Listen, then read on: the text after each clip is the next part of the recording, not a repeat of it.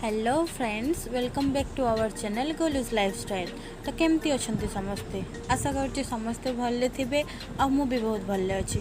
आज सकाळु वेदरटा बहुत भल कहीं सकाळु एवं जाए बहुत जोरे वर्षा होची, पूरा ठंडा ठंडा पाग।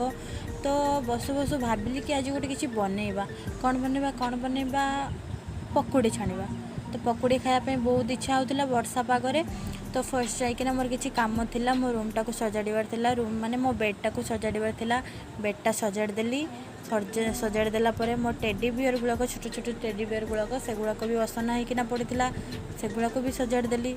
सजाड़ला मु गली किचेन को गलापर स्टार्ट कली पकुड़ी बनवा प्रस्तुति करने लगिली पकुड़ी बनइबार। देन फर्स्ट कटा पियाज थिला, कटा पियाज रे किछि लुण पकेली। लुण पकेला परे सेथरे किछि जीरा ऐड कली। जीरा ऐड कला परे सेथरे किछि सुखिला लंका, कटा सुखिला लंका पकेली।